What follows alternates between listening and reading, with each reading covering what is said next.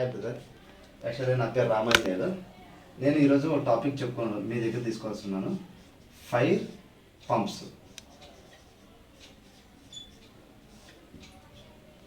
ఈ టాపిక్ ఎందుకు తీసుకురావాలంటే, మనకు ఒక బిల్డింగ్ కన్స్ట్రక్షన్ ఏదైనా చేయాలన్నా కూడా ఒక అబౌవ్ 15 మీటర్స్, ఏదైతే మనకు అబౌవ్ 15 మీటర్స్ మనం బిల్డింగ్ కన్స్ట్రక్షన్ చేయాలనుకుంటే మినిమం 15 మీటర్స్ హైట్ ఉంటే మనం డెఫినెట్గా యాజ్ పర్ ఫైర్ ఎన్ఓసి ప్రకారము మనము ఫైర్ పంప్స్ అనేది డిజైన్ చేసుకోవాలి. ఆ ఫైర్ పంప్స్ వచ్చేసి మనము ఇప్పుడు ఇదేంటంటే మనకు యాజ్ పర్ గవర్నమెంట్ రూల్ ప్రకారం మనము ఫైర్ పంప్స్ డిజైన్ చేసుకోవాలి. మనకి ఇప్పుడు ఫైర్ పంప్స్ ఏ విధంగా డిజైన్ చేసుకుంటున్నామంటే, మన దగ్గర 4 టైప్స్ ఆఫ్ పంప్స్ ఉంటాయి. జాకీ పంప్స్, స్ప్రింక్లర్ పంప్,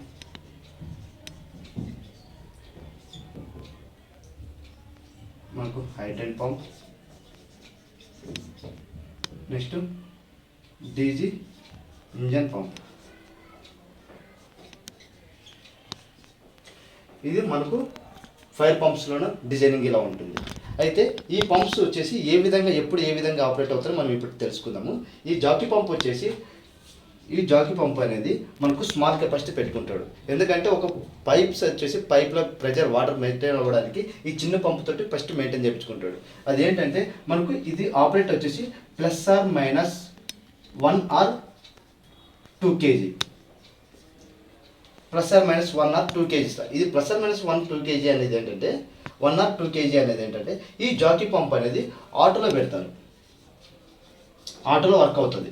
అంటే ఈవెన్ ఇది సెట్ పాయింట్ వచ్చేసి ఇప్పుడు మనకు 7 kg, 7 bar is equal to 1 kg, 1 bar is equal to 1 kg.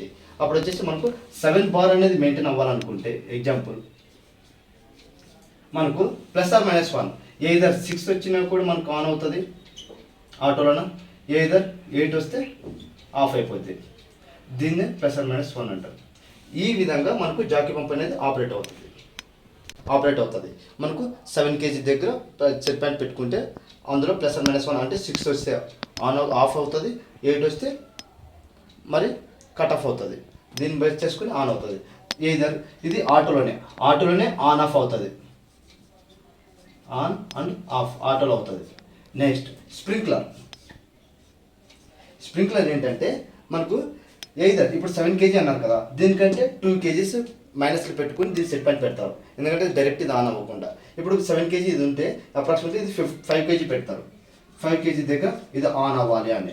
అది ఏ విధంగా ఆన్ అవుతుంది అంటే ఆటోలో ఆన్ అవుతుంది. కానీ ఆటోలో ఆన్ అవుతుంది, బట్ మాన్యువల్గా మనమే ఆఫ్ చేయాలి. అది ఆటోలో ఆఫ్ అవ్వదు. స్ప్రింక్లర్ ఆటోలో ఆఫ్ అవ్వదు. ఇది 5 kg వస్తే ఆన్ అవుతుంది, ఆ మాన్యువల్గా ఆఫ్ అవ్వదు. ఈ విధంగా స్ప్రింక్లర్ పంపు రన్ అవుతుంది. సేమ్ లైక్ దట్ మనకు హైడ్రెంట్ పంప్ కూడా సేమ్ ఫంక్షన్ మీద ఆపరేట్ అవుతుంది. సేమ్ 5 kg దగ్గర ఆన్ అవుతుంది, మళ్ళీ మాన్యువల్గా ఆఫ్ చేసుకోవాలి. సేమ్ ఇప్పుడు ఈ 2 స్ప్రింక్లర్ది ఒకటి, హైడ్రెంట్ ఒకటి. ఈ స్ప్రింక్లర్ ఏంటంటే మనకు ఈ స్ప్రింక్లర్కి హైడ్రెంట్కి చాలా డిఫరెన్స్ ఉంది. అది నెక్స్ట్ మళ్ళీ ఫర్దర్గా ఎక్స్ప్లెయిన్ చేస్తాను. ఫస్ట్ పంపుల గురించి మాట్లాడదాం. ఇప్పుడు డీజీ పంపు. ఇప్పుడు ఇది 5 kg దగ్గర ఆపరేషన్ అవుతుంది. దాని తర్వాత మనకు పైప్లో వచ్చేసి ప్రెషర్ మెయింటైన్ కాకపోతే వాటికి మన 5 kg దగ్గర కూడా వచ్చిన మన యూటిలైజేషన్ అనేది ఎక్కువ అయిపోయినా కూడా మనకు డీజీ ఇంజన్ పంప్ అనేది నెక్స్ట్ ఆన్ అవుతుంది. అది ఎప్పుడు అంటే మనకు దీనికంటే మనం 2 kg మైనస్లో పెట్టుకుంటాం. ఇది 3 kg దగ్గర ఆన్ అవుతుంది. ఆటోలను మాన్యువల్గా ఆఫ్ చేసుకోవాలి.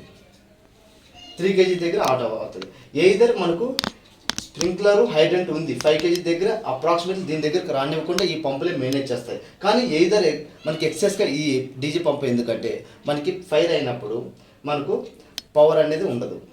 ఇది బేసికల్గా ఈ పైన 3 పంప్స్ వచ్చేసి పవర్ బేసికల్గానే ఆపరేట్ అవుతుంది. Jockey, sprinkler, hydrant. DG engine pump అనేది మనకు పవర్ అనేది లేకపోయినా కూడా మనకు ఆపరేట్ అవుతుంది. ఇప్పుడు నెక్స్ట్ ఈ పంప్స్ ఇలా ఉంటే మనకు పవర్ అనేది ఫైర్ అయినప్పుడు మనకు నార్మల్గా పవర్ అనేది ఇంటరప్షన్ ఉంటుంది. పవర్ ఇంటరప్షన్ ఉన్నప్పుడు మనకు ఈ పంప్స్ అనేది ఆపరేట్ అవ్వవు. దానికనే మనకు డీజీ ఇంజన్ పంప్ అనేది ప్రిఫర్ చేస్తారు. ఇది వచ్చేసి ఆటోలోని 3 kg దగ్గర ఆన్ అవుతుంది, మాన్యువల్గా ఆఫ్ చేసుకోవాలి. మనకు అప్పుడు పవర్ తోటి సంబంధం లేకుండా ఇక్కడ ఇంజన్ తోటి డీజిల్ తోటి ఈ జనరేటర్ అనేది ఆన్ అవుతుంది. Just generator like that, only engine, diesel engine pump, not a generator. Generator అంటే మనకు ఆల్టర్నేట్ వస్తుంది, ఓన్లీ డీజిల్ ఇంజన్.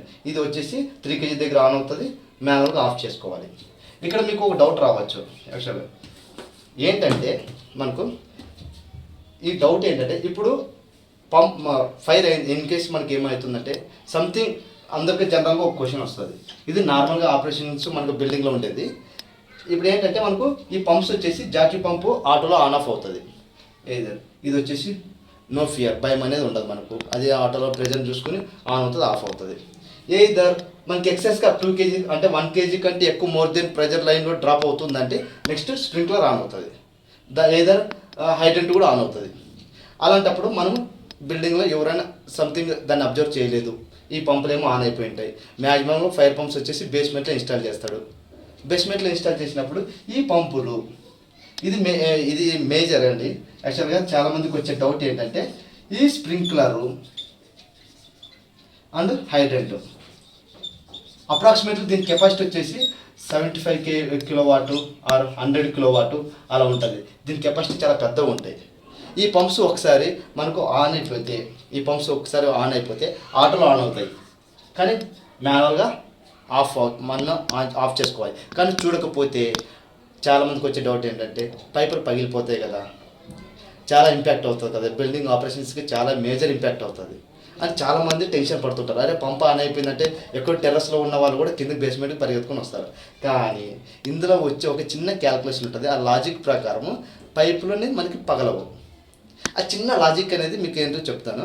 యాక్చువల్గా ఆ లాజిక్ ఏంటంటే, మనకు స్ప్రింక్లర్ పంపు, హైడ్రెంట్ పంపులు ఇంత పెద్దవైనా కూడా ఎయిదర్ డీజీ ఇంజన్ పంపు కూడా ఆన్ అయినా మనకు పైపులు పగలవు. Not broken. ఎందుకు?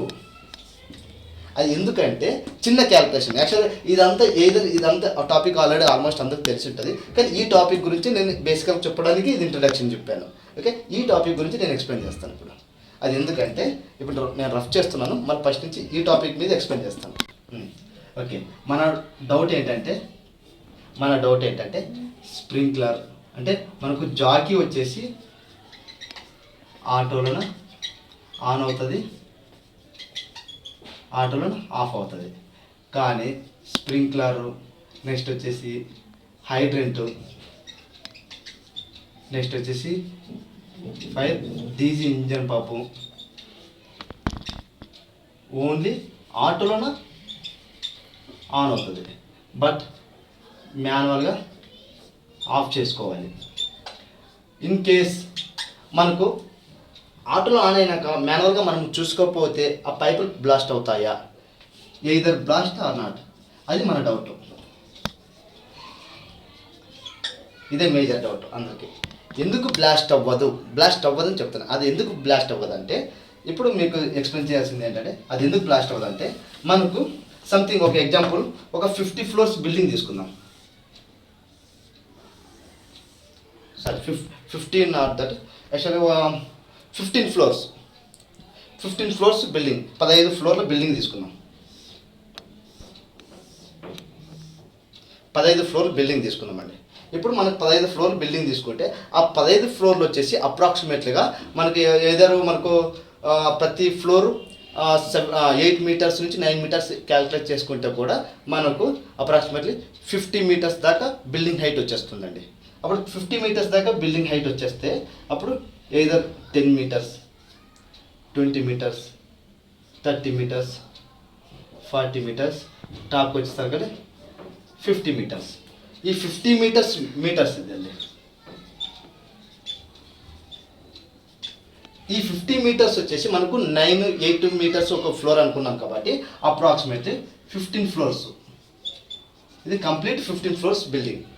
మనకు ఫైర్ సిస్టమ్ వచ్చేసి బేస్మెంట్లోనే ఎక్కడో ఎయిదర్ గ్రౌండ్లోనే ఇన్స్టాల్ చేసుకుంటాం. ఇక్కడ మనకు ఫైర్ పంపులు ఎప్పుడైనా కానీ ఒక రైజర్ టైప్గా వెళ్తాయి. ఇది కంప్లీట్ రైజర్ టైప్. ఇక్కడ నుంచి మనకు యూటిలైజేషన్ ఉంటుంది. ఫైర్ హైడ్రెంట్ కానీ స్ప్రింక్లర్స్ కానీ ఇలా యూజ్ చేసుకునేవి ఉంటాయి, ఇలా యూజ్ చేసుకునే ఉంటాయి. ఇది ఏంటంటే fire line, fire hydrant line, hydrant line. ఇప్పుడు మన డౌట్ ఏంటంటే ఎందుకు బ్లాస్ట్ అవ్వవు? ఓకే, దీంట్లో సింపుల్ లాజిక్ ఏంటంటే ఎవ్రీ 10 మీటర్స్కి మనకు 1 kg ఆర్ 1 బార్ ప్రెజర్ అనేది డ్రాప్ అవుతుంది హైట్కి వెళ్ళే సైడ్కి. ఇప్పుడు మనకు హైట్కి వెళ్ళడానికి 1 kg డ్రాప్ అవుతుంది కాబట్టి మనకు యాజ్ పర్ దీన్ని బేస్ చేసుకున్నా కూడా మనకు ఫైర్ పంపులు డిజైన్ చేస్తారు. ఎంతైతే బిల్డింగ్ హైట్ ఉందో దాని ఈ కెపాసిటీ ఇన్స్టాల్ చేస్తారు, పైప్లో ప్రెజర్ మెయింటైన్ చేస్తారు, అంత బేస్డ్ ఆన్ బిల్డింగ్ హైట్.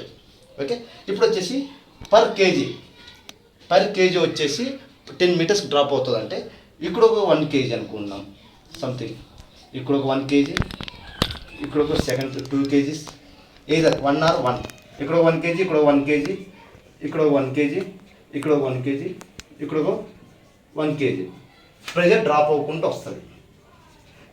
మనం ఇక్కడి నుంచి బూస్టప్ ఇస్తే వాటర్ ఇక్కడ నుంచి బూస్టప్ ఇస్తే కింది నుంచి పైకి 10 మీటర్స్కి ఎవ్రీ 10 మీటర్స్కి 1 kg డ్రాప్ అవ్వకుండా వస్తుంది.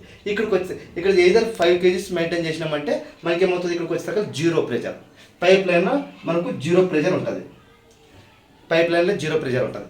ఏదర్ మనకు ఫైర్ ఎన్ఓసి ప్రకారం, ఒక ఫైర్ ఎన్ఓసి ప్రకారం మనకు as per fire NOC every corner ఎటువైపు ఏ మూలన చూసినా, ఏ స్ప్రింక్లర్కైనా, ఏ ఫైర్ హైడ్రెంట్కైనా కూడా మనకు ఒక నామ్స్ అనేది ఉంటుంది, ఒక స్టాండర్డ్ ఉంటుంది. ఎంత అంటే మనకు 3.5 ఆర్ 4 kg అనేది మెయింటైన్ చేయాలి. ఈచ్ కార్నర్, ఏ కార్నర్ చూసుకున్నా కూడా మనకు స్ప్రింక్లర్ లైన్ అయితేనేమి, హైడ్రెంట్ లైన్ అయితేనేమి 4 kg మనకు మెయింటైన్ అవ్వాలి. 4 kg మెయింటైన్ అవ్వాలంటే మనకు దీని ప్రకారం క్యాలిక్యులేషన్ చేసుకోవాలి. ఇప్పుడు మనకు ఒక్కొక్క 10 మీటర్స్కి ఒక్కొక్క 1 kg డ్రాప్ అవ్వకుండా వచ్చింది అంటే మనకి ఇక్కడ ప్లస్ ఇక్కడ లాస్ట్కి రాగానే మనకు 0 అవుతుంది కదా, దీనికి 4 kg యాడ్ చేసుకోవాలి. అప్పుడు ఎంత అవుతుంది, 1 kg, 2 kg, 3 kg, 4 kg, 5 kg plus 4 9 kg pressure మనము కింద టాప్అప్ చేయాలి. అంటే ఈ పైప్లోన మనం 9 kg ప్రెజర్ మెయింటైన్ చేయాలి. ఓకే, అర్థమైందా? 9 kg ప్రెజర్ మెయింటైన్ చేయాలి, 9 kg ప్రెజర్ మెయింటైన్ చేయాలి. ఇప్పుడు దీన్ని డిశ్చార్జ్ హెడ్ ఎలా డిజైన్ చేస్తారంటే మనకు ఈ పంపులు కింద పెట్టిన ఈ పంపులు ఏవైతే ఉన్నాయో ఈ పంపులు దీన్ని డిశ్చార్జ్ హెడ్ అంటారు. డిశ్చార్జ్ హెడ్ వచ్చేసి ఎన్ని మీటర్స్కి మనకు డిశ్చార్జ్ హెడ్ పంపించగలదు అనేది ఒకటి క్యాలిక్యులేషన్ ఉంటుంది. ఈ బిల్డింగ్ బేస్ చేసుకుని కింద డిశ్చార్జ్ హెడ్ ఏదో ఇప్పుడు 50 మీటర్స్ అనుకున్నాం కదండి, 15 మీటర్స్ అంటే దీనిపైన మనకు 15 మీటర్స్.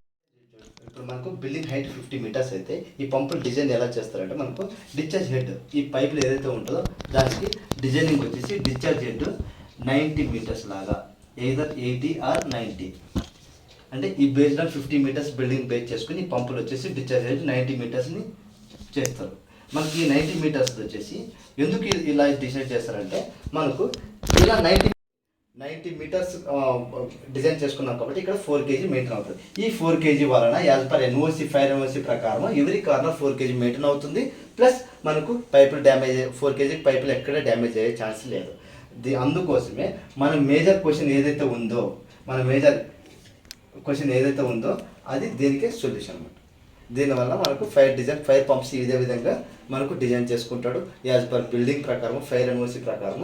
ఓకేనా, ఇది కంప్లీట్ అయిపోయింది టాపిక్ ఫైర్ ఎన్ఓసి.